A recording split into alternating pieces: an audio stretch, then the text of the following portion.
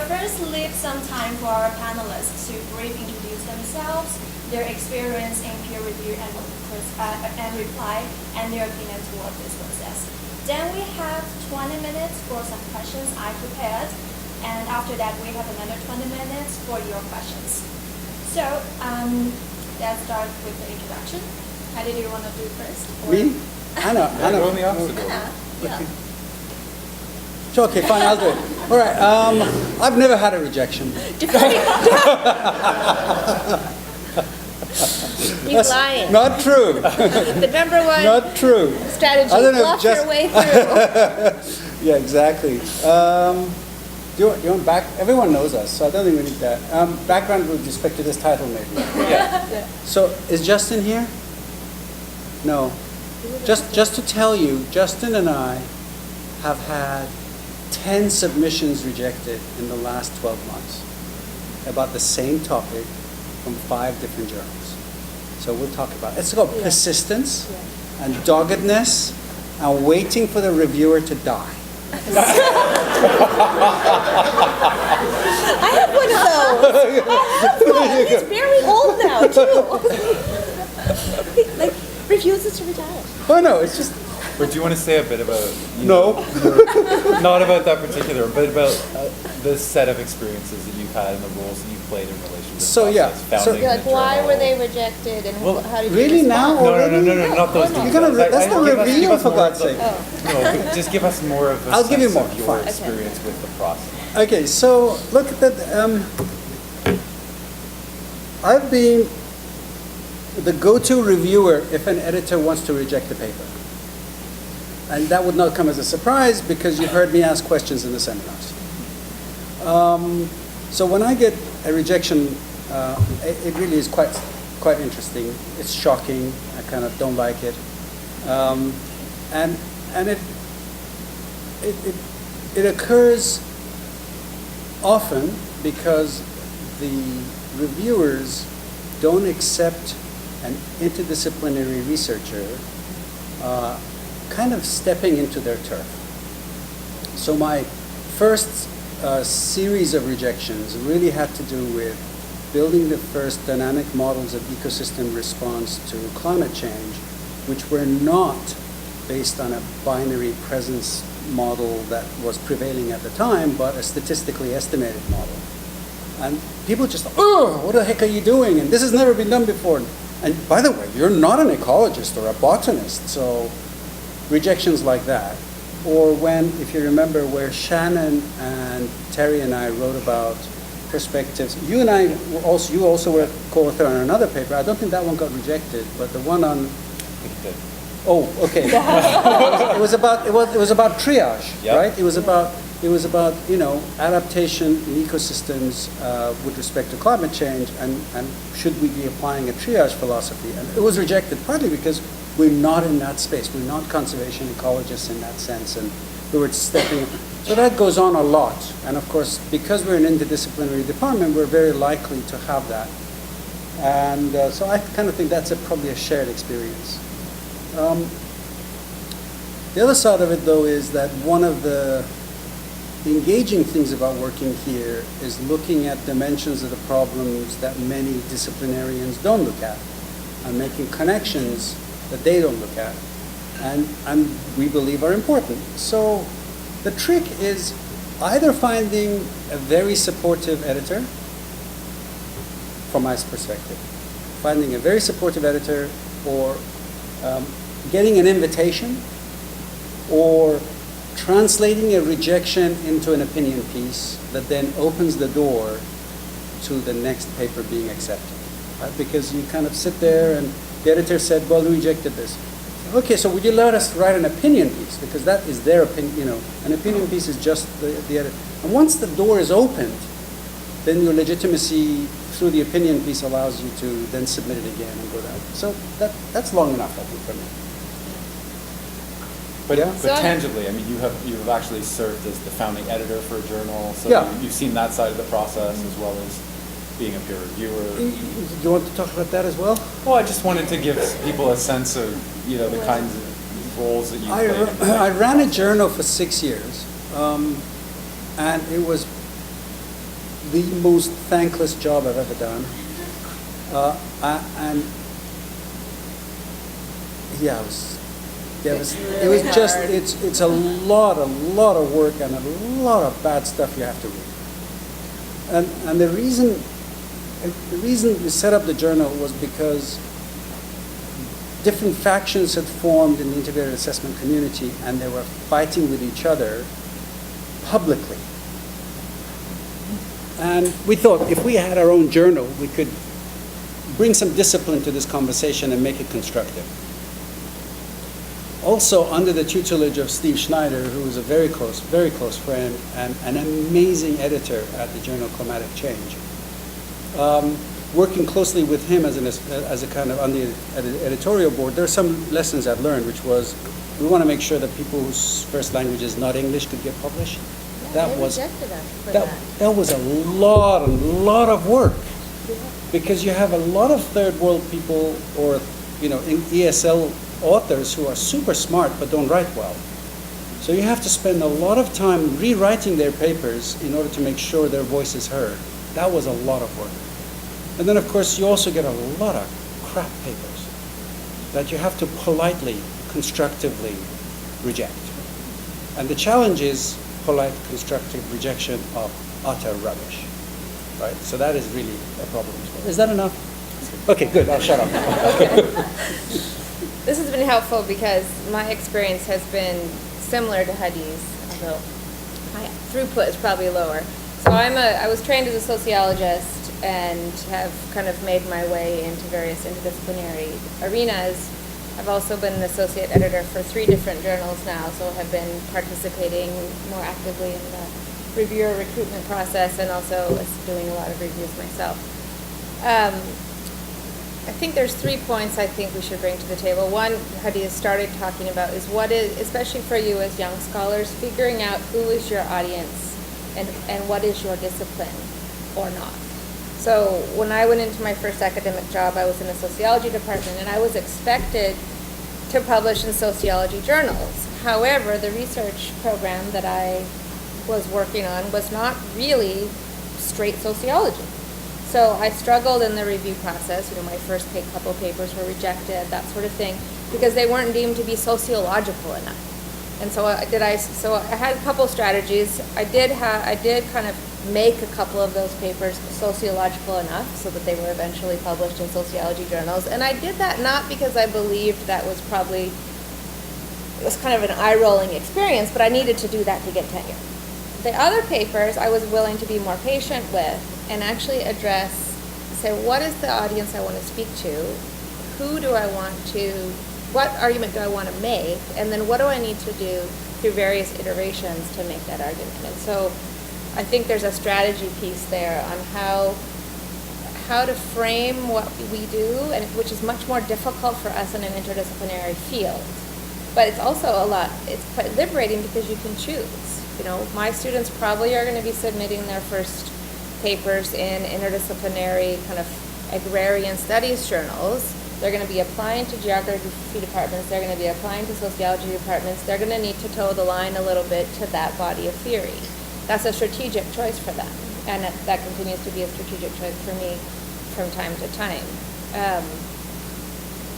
Your paper can always get published. The question is, where are you going to get it published, and how and when does that matter? And so thinking about the horizon and the timeline, it's okay to be rejected. Sometimes we get really, really good feedback from those rejections that you can actually go back to the same journal with a revised submission and say, this is a substantially new paper, please reconsider. And I've had papers that have been rejected, subsequently published in that same journal. You kind of take it as a new submission and revise it. I've also had papers rejected that with no revision were published in another journal. So it's just a matter of just picking your battles and deciding what is the way to proceed. On that, you made a comment about the reviewer that you hope would die, and these people are out there, and there's definitely, I'm also sent papers that want to be rejected, editors want rejected. I usually try to do so in a very nice and constructive way, and sometimes those papers come back fixed. there are people out there who may be ideologically opposed to your argument, and you may get them as reviewers.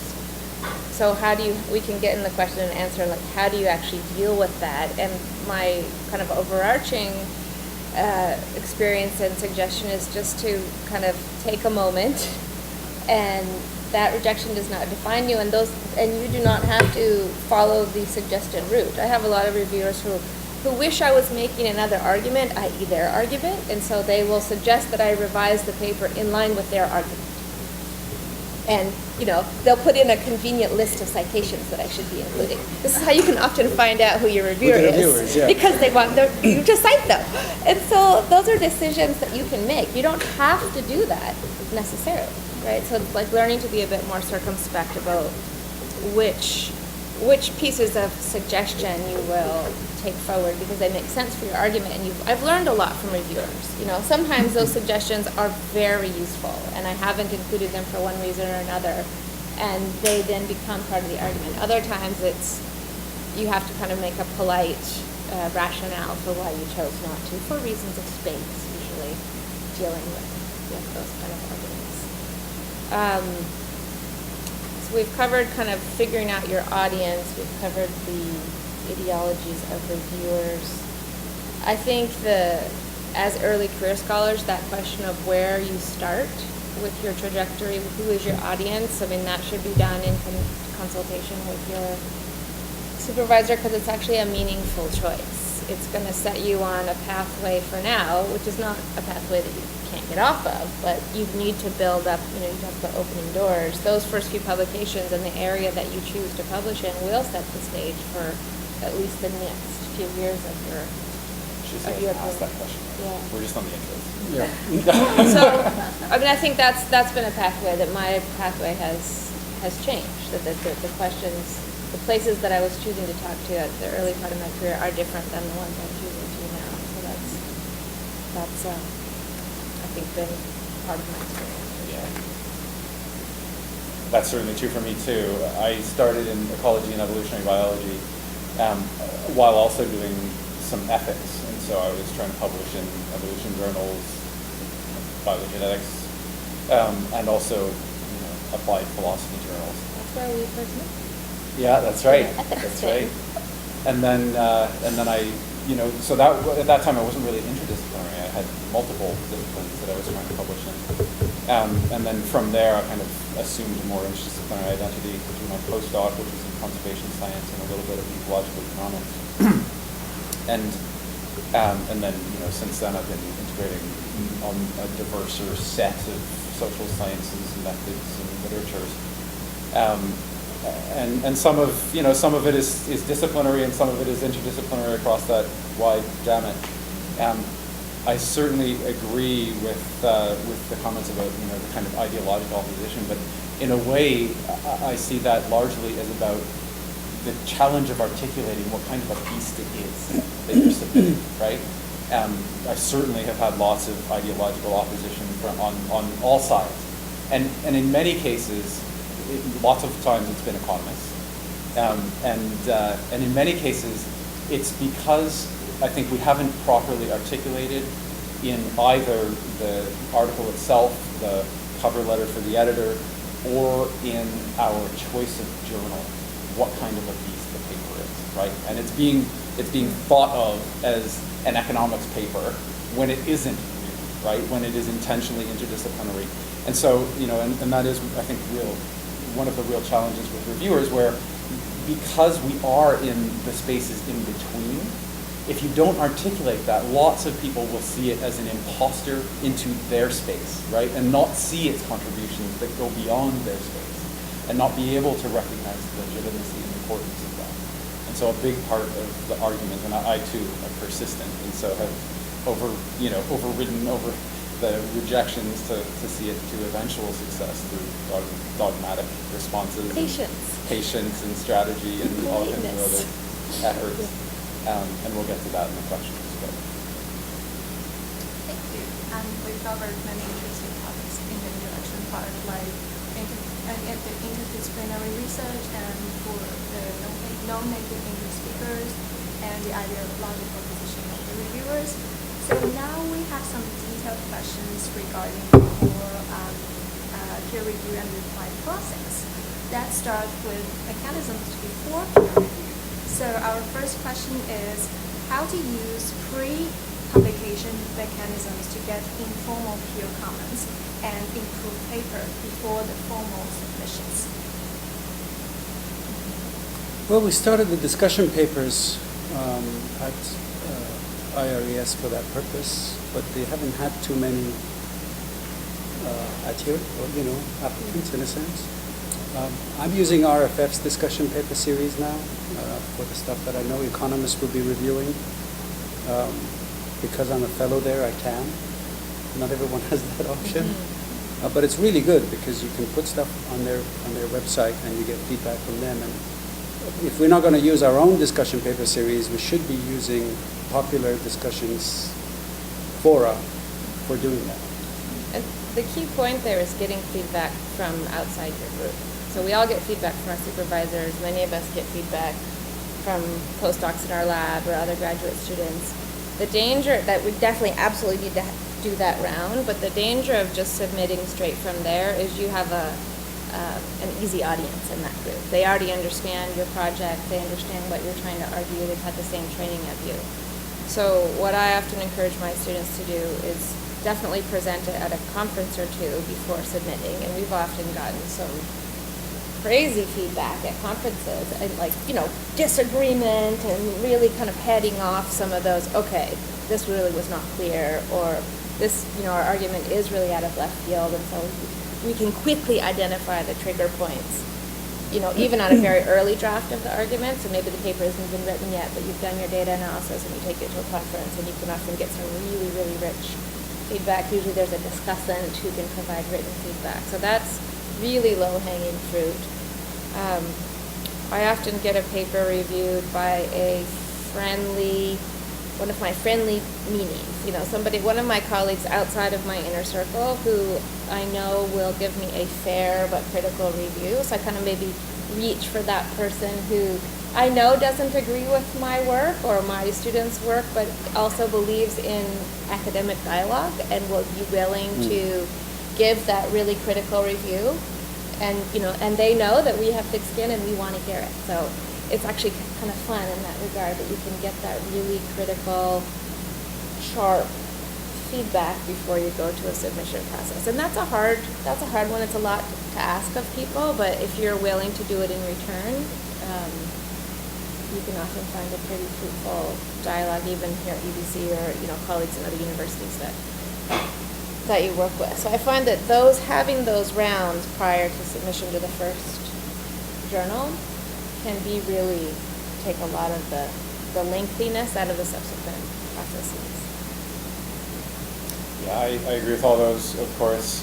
I think presenting at a conference is really good, even if you don't actually submit a paper, but just giving the argument. You can often tell where you're losing your audience in the argument, and also, the things that are puzzling people or throwing people off through their questions.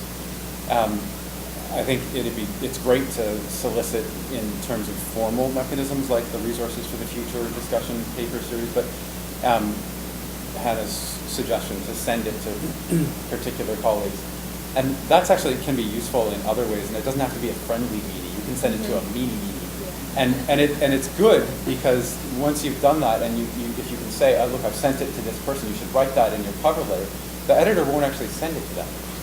So it's another way of getting a kind of of making sure that you get their feedback in the way and with your ability to know that person's context and their kind of ideological oppositions or not, without having to taint the view of the editor who may not be able to take that in the way that. But just a note on that. That's received. Recognize the incredible power of editors, because I've had papers come to me to review where I know who it is and I've read the paper and it's supposedly anonymous, and I write back to the editor saying, just FYI, I have read this paper before and I know who it is, and do you still want me to review it? And they're like, yes, please, because they know they're seeing me as a sympathetic reviewer in some cases, or in other cases. Yeah.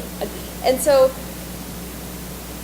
sometimes being very careful about your choice of editor is half the battle. Yeah. Because if you say, I've sent it to this person, they may actually, if the editor isn't enthusiastic about your paper, send it to that person again. Yeah, So right. just play that political piece carefully. The last Because- thing, Go ahead. the last thing that I'd suggest is absolutely make use of each other. But what I'd suggest when you do that is explicitly ask them to put on their mean reviewer hat. Because the kind of like the friendly do a favor for you, that attitude is definitely translates into an easy pass, right? Like that we do that, I think, just without recognizing it. When you're asked for a friendly review, you actually adopt a kind of friend perspective, right? And if you let somebody know that you explicitly you want them to give you the kind of feedback that they would give if it were anonymous and coming out of left field, then you get much higher quality feedback. And because I've had cases where I sent an article to a colleague and they gave me a friendly review. It was like, oh, this is all sounds good, and then I got feedback back from the formal peer review where I was like, I thought that person would have caught that point. That was an obvious, egregious thing that we didn't catch, but it was because I relied on this person to put that kind of lens on. And they hadn't done it because they hadn't seen it as something that they had to look at rigorously or wanted to kind of point out the fatal flaws. But you want to know them beforehand. I just want to add one more thing. Of course, most informal is this business of getting your peers to be frank in how they give you critical feedback. And I would say that we have a long way to go at UBC to get there. And there's this confusion about whether this is an ad hominem attack, whether it's at all personal. It's not. It's about, this is the safest, most capable place for you to make a mistake and get corrected without it actually reflecting on you. It doesn't. And if you don't take that advantage here, and if you take offense if someone says to you, what was that really, then you're not cut out for acting and being serious. Because your work won't get critically reviewed, you won't react well to criticism, and the process of learning is actually a lot through critical evaluation of your work, and you say, oh, I made this mistake, this is my learning process, and then you go and do it better the next time around. We need to be able to critique ourselves in this sense, and not feel like this was mean. I mean, I actually don't like the term meanie. You both use Right. meanie. It's not mean. It's honest. And it's Right. honest, and it is, the underlying assumption is that you're making an honest evaluation of the work because you believe that whatever you say is not going to be taken as a personal statement about the individual. I think this is a really important point, and I think because there's such a wide range of ways that feedback is given, and I take your point that I shouldn't be calling people meaning. People can be very honest in their feedback, and they can be very brutal. And as academics, it can be hard to read that. It can feel like a personal attack. It can be depressing. It can be like, oh my goodness, now I have to write it again, And I would encourage you to take and some people are not nice. I mean, that is just a reality, and that's true in any field and any job and in the world, right? Not at IRE, yes, we're all nice. I think the intent here is correct, that we are honest and open. I think we can, my approach to reviewing is to find, even in a paper that I find horrible and useless, or, these might be my reactions, my honest reactions. My goal is to say, okay, I have to do this person who's spent a considerable amount of effort on this work. I have to do them the courtesy of trying to understand what they're trying to get at. And so I always have my first paragraph say, I understand that this paper is arguing this based on this evidence, and I see that they're intending to, make this argument or whatever. So I at least try to understand what they're getting at, and if I've got it wrong, that will be clear to the author. If I've gotten that wrong, and my summary paragraph is not what they were trying to say, then already that's good feedback. So I try to extract the potential value. Like I say, well, this could be relevant to this journal because it's dealing with these issues, which are important, and et cetera, et cetera. And then I say, well, but the paper failed to achieve its objective, right, because of this, this, and this. And then you can get into the actual critique. And I think being able to take, whether people do or do not couch their feedback in constructive and positive ways, you can't control that. You can only control how you react to the review. And so I think we can all work as a collective in this department and outside of our department on providing constructive reviews that are honest, but make sure that our intent is clear, that we're trying to advance the, production or consolidation of knowledge, we're trying to advance dialogue, we're trying to answer really burning questions for which we don't currently have all the answers. So a lot of academics out there, they assume that they have the answer and they want you to toe the line, especially in interdisciplinary fields. The thing about the interstitial spaces is really important because you have to talk their language for them to understand you, but you can't go so far into talking their language that you've lost your critical interdisciplinary edge. And that's a really fine line, to not go too far into losing your identity as an interdisciplinary scholar. Thank you, Hannah. I think we need to move on to the second questions.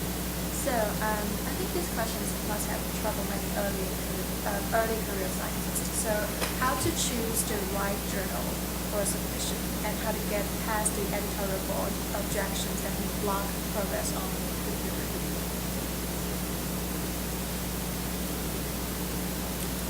Look at the bibliography. Well, your own bibliography. Short answer. Yes, if you, this is, actually, I think so you look at your, So, okay, go ahead.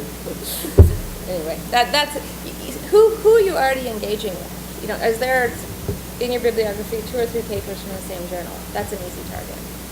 But I think you also have to look at the editorial board. I had a recent experience with Food Policy Journal where we wrote a paper, cited many other papers in food policy, sent it to food policy, which happened to have the associate editor being an economist, who rejected just didn't even send it out for review, sent it back saying this paper isn't actually an evaluation because it did not have an intervention. And, so that strategy didn't work for me in that case. Mm-hmm. But that's a good place to start. Look at the editorial board, because the editorial board are the group of people who are likely to handle your paper, to choose the reviewers, and so they're going to be choosing from amongst their network. So if there's not a single familiar name in the editorial board, that's a problem. Ask your supervisor. I think these are good tips for sure. The bibliography one isn't always that clear though, because often you're citing a wide range of papers, and the ones that you cite most may well be the right journal, but it might not be. And then this goes back to the really thinking carefully about the audience and for that particular piece, right? Not the audience, for yourself in terms of your career, which is actually going to be a variety of different audiences. But, insofar as each of your papers is going to make a point to a particular audience or to a set of audiences, you'd want to try to align that with the journal. These days, it's not like people won't stumble across your paper if it's in a journal that they don't normally read because of, electronic tables of contents and Google Scholar searches and all the rest of it. But nevertheless, most people are actually cued by the kind of article they think it'll be based on the journal that it's published in. And so I think that, that really does make a difference. Moreover, the identity of the journal does actually have a lot to do with who is on the editorial board, as well as who they will send an article out for peer review to. So getting a sense of the feeling, the sets of assumptions that are normally made in the articles within the journal, and how those align with the assumptions that you are either making or challenging, right? That's really, I think, a big part of how you can identify which journal is good for you. And in some cases, there'll be disciplinary ones. In some cases, they'll be interdisciplinary. It varies, right? Sometimes you want to bring some interdisciplinary kinds of considerations. You want to elevate conservation in a disciplinary sociology journal, say, or you want to bring some sociology concepts into an interdisciplinary space, right? Like those are two very different kinds of purposes for which you might publish the first in a disciplinary journal and the second in an interdisciplinary journal. And regardless, you want to be able to speak to, again, the purpose of the paper in relation to the audience and the journal, implicitly in the article itself and explicitly in the cover letter.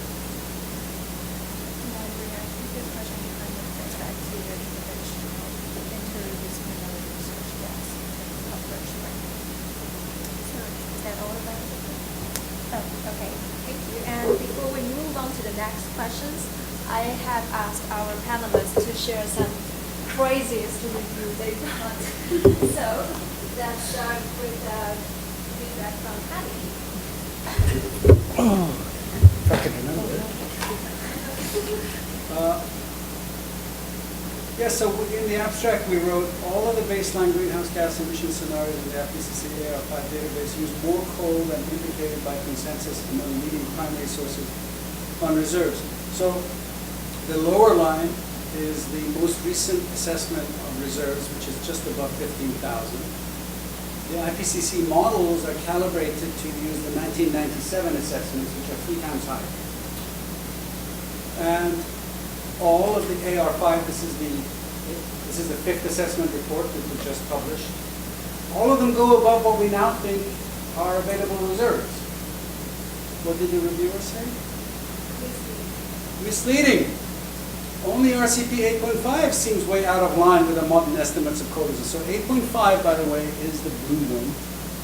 But the red one is, and the green one is, and the yellow one is too. The dotted yellow one, right, is the only one that actually doesn't do it. And that's a policy. So the graph was in the paper. And the data is the published data. So I don't know what it was we were misleading, but the reviewer thought that we were wrong and rejected it. We were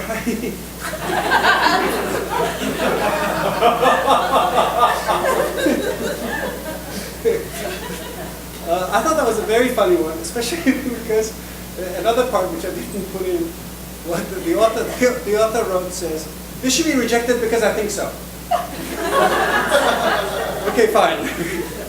This is one of the 10 papers, the 10 rejections that we got. And all the papers are about the way coal is treated by the IPCC. And all of them got reviewed by IAM developers, economists who contribute to these models. And they've spent 10 years developing them. So if someone comes along and says, maybe there is something questionable about what you're doing, they feel like we've really attacked their turf. And they got rejected. And then finally, this is from about, 20 years ago, where Bob Watts, Mahanasan, and I looked at proxy records to look at temperature records going back 5,000 years and then estimating whether we've had climate oscillations which climate modelers tune out. So when you build a climate model, it has all sorts of behavior, one of which is a ringing at 160 years. And in the model, because of the ocean circulation atmosphere coupling, you get a ringing, which goes up and down every 160 years. And we actually found it in the proxy record. One of the modelers was a reviewer, and he had been routinely just cutting it out of his results. And so his response was, I don't believe oxygen-18 ratios as a proxy indicator of temperature. Well, nothing you can really say about that. This is what geologists have been accepting as a proxy for temperature for a long, long time, and hey, that's it, that's my crazy. This is very current. This is the paper I'm currently revising. So I literally shrieked when I saw this comment because it came, about 2 months ago, and all of us are feeling sinister about Trump's rhetoric. And what they're referring to is a quote that was in the literature review. So even this phrase, "a return to agrarian ideals," was a quote from somebody else talking about the the development of kind of stewardship culture in North America for farmers. So once I got over, falling off my chair and being compared to Trump, this was actually a really productive comment, because I had to go back to my paper and say, whoa, clearly there's an overstatement somewhere here in the conceptual framework of what we're, this is a paper with a student, what we're arguing agrarian ideals are. So I've had to go back to that paper and say, okay, wait a minute, let's make sure we're redefining the terms clearly for what they're argued to be in the literature and how that compares with what our participants are feeling in their agrarian values. But I could have taken this as a very offensive comment, but in a sense it was, the reviewer was really engaging with the material. They wanted, they prefaced this is a paper that got this much comments. They want this paper to be published. That was very clear from all three of the reviewers, but they asked really, really hard questions. And they're really good questions, and I think they will make it a much, much, much better paper. But it helps us to not be lazy. I think we write these literature reviews and we kind of, we wrote them some months ago, we just cut and paste them back into the paper, and it really is making this comment in particular is making me just make sure we're what we're arguing. The argument cannot rely on just quotes from other people in a lit review to make our argument for us. And the last one, comedy. So we took very different approaches to this. Mine was not like craziest in the sense that they were off-base like Hadi, but more just like in the sense of sharing like our lowest moments. And I had a reviewer write, I groaned at the thought of this whole paper being full of these errors in plain English. The Golden Rule does not speak. It pains me to read a sentence like this. Okay, I will read the rest of it, but even if the idea is good, which I already know it is not, it is nutty as a fruitcake. But even if I decide it is okay, the paper should be rewritten in grammatical.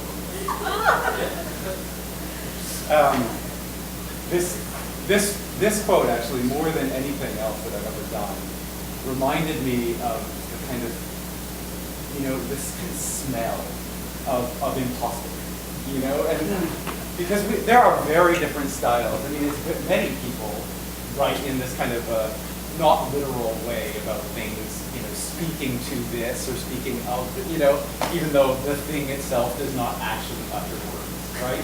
Many of us do that, but apparently in at least some circles in philosophy, which I did not realize, this is not done, right? Coming as an evolutionary biologist writing in a philosophy journal, or attempting to write in a philosophy journal. And the philosophy journal attempts to account for the kind of bias towards insiders against outsiders by having double blinds, and you don't even know who the author is of the paper, but it doesn't help it, right? Because the smell of it is in your tone and in your style, and you need help to kind of get it out, right? Because I wrote the way that I thought and that I wrote for other audiences without realizing that little things like this would really trigger something. Thank you. I guess we need to accelerate a little bit, so let's ask our last questions. Okay. So, how to respond to a reject, revise and resubmit, and any other responses, and what would you suggest to how to respond to unfair review? Want me to go again first? Okay, so usually I write to the editor and I point out what I felt was unfair. And I explain clearly why, for example, the person doesn't know anything about IAM. Okay. Do you think this is a fair statement? Before That is an ad hominem. What? That is an ad hominem. Yeah. Because it's about you Yeah, as a person. it is. Right? It's also arguably a little bit inaccurate. But what I was going to say is, what's funny about it was, before they had electronic journal management, there was one other thing you could do. You could wait for long, if you have patience, and then write to the editor and say, never heard back. and they feel guilty. They feel guilty. I've done this a number of times before electronic journal management. And the paper magically gets published without any requests or any changes. Because oh, I'm so sorry, it took 5 years for us to review this thing. Just submit and it'll get published. And it does, right? I'm not sure if I haven't. I had a slightly similar. Yeah, there you go. So I'll shut up now. Go on. More stories. That's a great trait. So this is focusing on this idea of editor guilt. So Yeah. this issue of the unfair comments, I'm not super worried about unfair comments from reviewers, because a good editor is going to recognize, they're going to know who you are. They're going to have a good sense of whether the review was fair or not fair, and take that into consideration in their decision. The bigger problem was when an editor is unfair, and that is the case when an editor has made an ideological decision in either not to send the paper out for review, or to keep sending the paper out for review until they get sufficient negative reviews to reject it. This has happened, where you'll have 2 really positive reviews, and then many months later, a very negative one. So, yeah. So in that sense, there's different strategies. If you're in a hurry to get the paper out, you can usually argue with the editor, and you'll usually win. If you're a student who's in the job market, maybe you don't want to get into that battle. So maybe you take the feedback from the reviewers and submit it somewhere else. So I think it's not a clear-cut. There's not a clear-cut pathway. It depends on what the problem was. Is it about establishing your credentials? Is it about correcting the misinterpretation or lack of knowledge of the reviewer? Sometimes the reviewer actually doesn't know what they're talking about. And so they're just making stuff up. This happens. So just being very aware of that and kind of, well, what is the issue here? Is it the editor? Is it the reviewers? Is it my argument? It could be any of those things. And then making your strategy from there. So, like, if you've spent some time with your people mentor and you want to jump ship, like, are you going to work with writing that, or is that just the way it goes? Like, is that really if we were too striking us, I don't actually want to use people for anymore. They're just like Japanese interviews. What do you do? I would not do that until, if it wasn't a decision. I'm late on this revision for this Trump comment, because I just cannot. It's annoying me. So I've been procrastinating, and part of me is like, I should just submit this paper somewhere else. But it's actually an invited paper, and it will be published. I just need to decide what I'm going to do about the comment, and decide what I'm going to put in the response letter, and just hold my nose and get it over with. I think pulling out before a decision has been made. Can I make a suggestion? Yeah, suggestion is this. Reviewer 2 wants X, Y, and Z. Spell out why you think X might be appropriate, but Y and Z are not. Okay. But you have to have something which is appropriate. Yeah. Right? Because you can't completely dismiss reviewer 2. Yeah. Right? And then work with the editor, because they want to get through they want to get through their pile just as much as you want to get through your pile. Yeah. Right? And so you've got to understand the psychology of the person can't completely ignore what reviewer 2 said, so give them a bone, but not the whole meal. Yes. Yeah, my response would be similar. I mean, just thinking more generally, there are lots of different kinds of responses that you'll get. You can get straight out reject, in which case it is still possible to argue the case if there is a misunderstanding from the reviewers, and this does, as we said earlier, frequently happen in interdisciplinary context where they have interpreted the paper in a narrow way and it's, perhaps mistaken. And so you can still argue those back in some cases, but it requires giving context that the editor may or may not have, and you don't want to assume they don't, but you don't want to assume they do, right, for the comments that the editor made. And again, this is a strategy that I've taken in relation to comments coming from economists where, in an article that Alejandra and Jiaying and I submitted to a conservation journal, got reviewed by economists just because we used willingness to pay as one kind of representation economists thought that it was an economic article, an economics article, and evaluated it as such. And there were several kind of actual mistaken assertions in the articles that we could point to, and we could make the case that, actually it should be seen as an interdisciplinary article where psychological methods are also appropriate, and so you can make that case. In the reject and resubmits, you're not under an obligation to resubmit, but as Hannah and Hadi said, there's the invitation, and so you want to make the decision as to whether you want to go through that step. But if it's because doing what was asked is too onerous, then you don't have to do what's asked. You just need to argue the point, right? And so then to the more general in terms of how to respond in that case, basically you need a letter that puts your revisions in context. You of course include the manuscript. Some cases they want track changes. Usually they don't. Usually they just want a clean manuscript.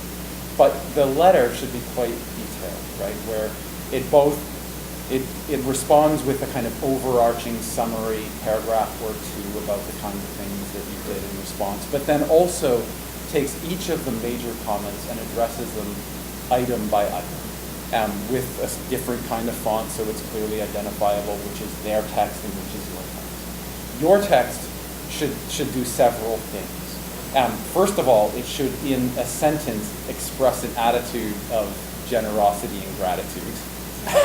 And also a recapitulation of the point that they made, because the editors, remember, getting through the pile, they don't want to spend an hour reading your response letter, but they do want it to be thorough, and ideally, if it's in many categories, they don't want to actually reread the paper, right? They just want to get a sense that you've done what you were supposed to do, and that you did it effectively, right? So the first line should kind of recapitulate the point of the reviewer's comments, and then how you address it. And then below you can expand a little bit on that. And the second thing that you really ought to do is include the new text, right? Insofar as there's some new text, include it in your response letter so that the editor can read that new text and see whether it jives with their understanding of the comment as well as the way that you said you've addressed it. And another little tidbit that I'd say that I'd raise here, which came up in another student's exchange with editors, is that frequently students and new authors get the sense that they ought to play up the kind of magnitude of the revisions, right? Like we made all these revisions. And be careful with that. Sometimes you really don't want to do that. So, reject and resubmit is the new accept with major revisions, as some have said, in part because journals want to be able to say that they have turned around your paper with a short window. And if it's a reject with resubmit, then it counts as a new submission, right? So those ones are pretty major revisions, but the accept with major revisions is the new accept with minor revisions, in which case the editors in many cases don't want to have this, may not actually send it out to review or may only send it to one reviewer. And so if you play up having made many revisions in either that category or the accept with minor revisions, then actually you're likely to be sending the signal that they should be sending it out to review again, even when they were actually hoping not to. So again, just like make it super clear, try to make it abundantly clear from the response letter without having had to read the actual article, what you did and how that satisfies all of the comments, except for the ones that you want to argue against, which is going to be some minority of them. And then it's neither a huge revision nor is it nothing, right? Depends what they called for. It's what they asked for, more or less, right? Thank you. Those are all great suggestions. So these are the questions I have, and many thanks to our panelists. We still have about maybe 5 or 10 minutes for your questions. So, any questions? Yeah.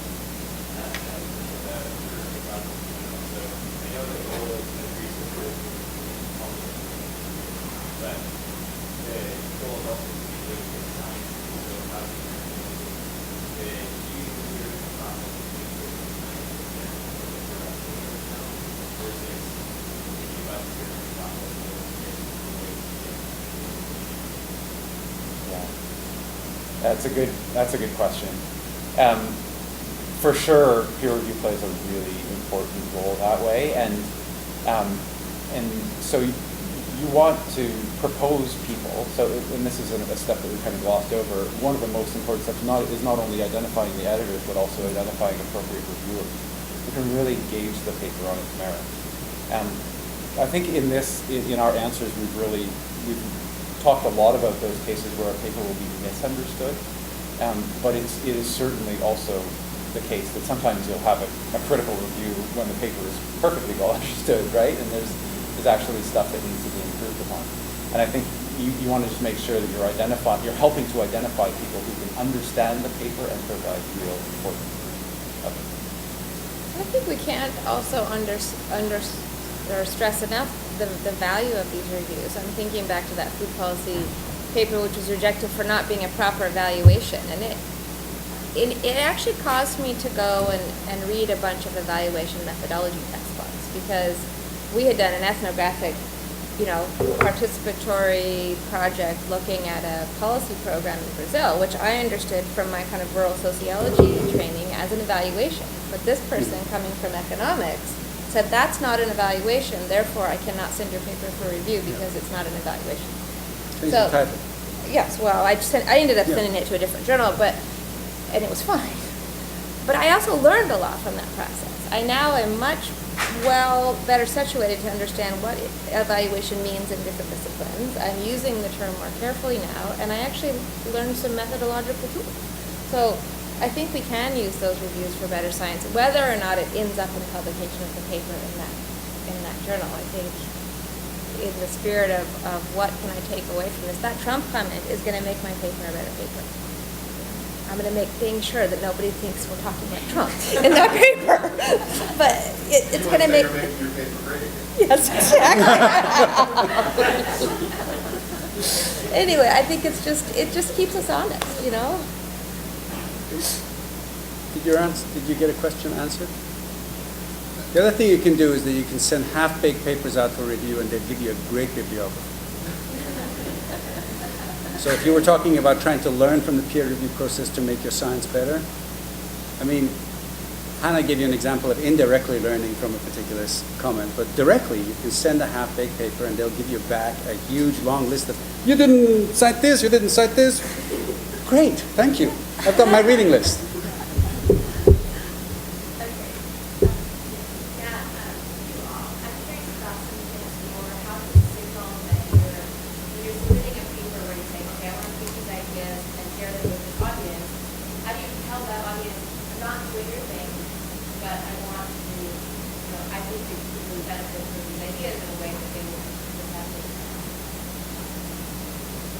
Be very clear with your title and abstract, because they're not going to go any further.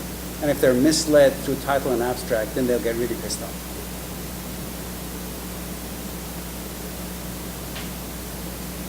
Do you want to give more detail to that? I'm not sure in terms of. Well, I guess I'm especially a couple of papers where I maybe presented services about some ideas that I think they haven't thought about before.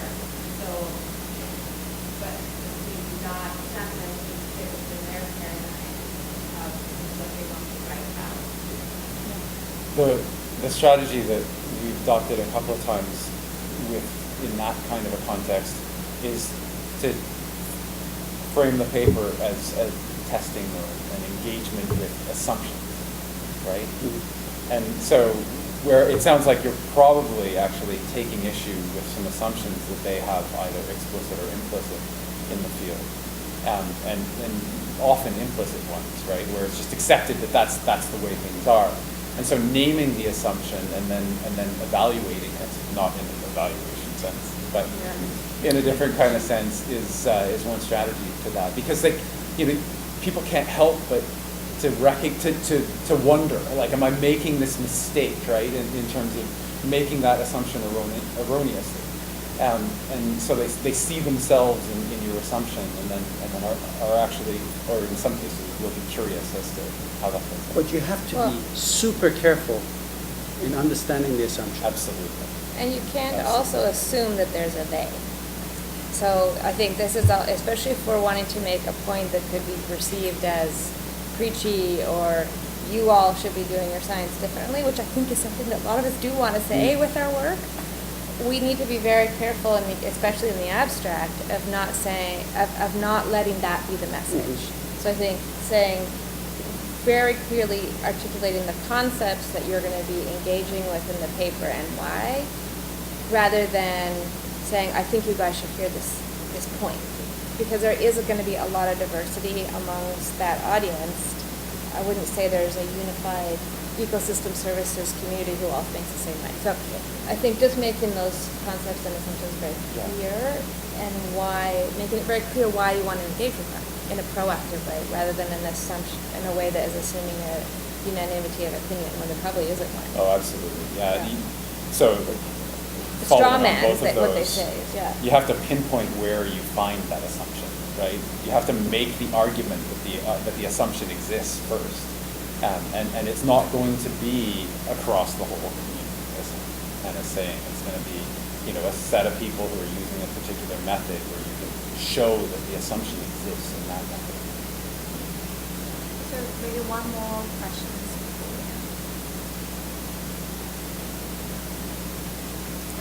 So it's thanks again, we enjoyed that. There's a question that links back to the population you presented. As an early scientist, as an early researcher when you publish, you often go through and have a network of people that you give your critical review. I certainly feel that I've had great grammatical reviews, smelling reviews from people who tended to agree and be quite nice with me. So what I was wondering was, we're given tools like research aids and things like that to try and find a critical reviewer. Is it safe or fair, ethically correct to submit your paper online on research aids to people you're interested in and try and source that critical editor that way?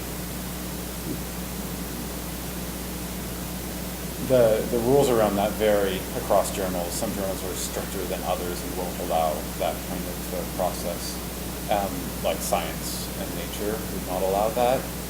So be careful not to exclude any possible journals in doing that. But the other, I personally don't have a lot of faith in that unless you have a huge ResearchGate following and people are actively already engaging with your material. I think you'll have more success in sending it to a few people that, whose work you're citing and, you know that they could. And if you write an email like that, we're busy, but all of us are busy, but when we get that kind of a request for help on something where, the person is legitimately appealing to your authority, then it's hard to say no, just flat out no, and one wants to spend at least a few minutes to give some feedback like that. I don't know. Yeah, I guess. Send it to Hadi. Sorry. Thank you. And this is, because I'm sort of asking this question, I guess in lieu of providing the paper to your supervisors and taking up too many people's time, trying to get through some of the dirt before you necessarily do waste some. Do you have a committee yet? Do you have a committee yet? Oh, of course. And you don't ask them though? Yes. Why not? No, I do, but that's it. And all they do is the correct the spelling. To a stage where you're not necessarily wanting to work with them every time, or maybe branch out with them. Well, that's what they're there for. That is what right? they're there for. Every piece of your dissertation should merit their thorough consideration. If not, So, dump them. yeah. Also, like as you get into that early science position where you talked about your thesis, let's say, but you have those other bits of data that you collected that haven't fit in that story of your dissertation, but you'd love to publish them going forward outside of your committee members, agreeing with your dissertation chapters and such things. Have other stuff. Can I'd like to sort out the copyright issue. Any document that's 10% dissimilar can be submitted under a separate copyright. So that addresses this business. So if you're willing to put up something on the blogosphere or wherever and get comments back and then change it by more than 10%, then you can submit it to Science or Nature and say this has not been published before. In a footnote, you say an earlier version of this was here. They're still okay with that. Right? What they don't want is the same paper being published the second time now through a new event, through them, because they take pride in being the first place where someone sees this. But in general, I think you just need to cultivate people who are willing to give you a straight feedback. That is a really constructive collaboration, and you can return the favor. Thank you. That's all we have today. So many thanks to our panelists again.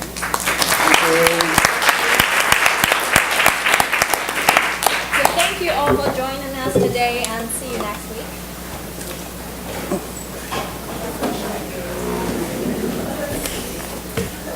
Mark has given that person 6 years of very good feedback. In addition,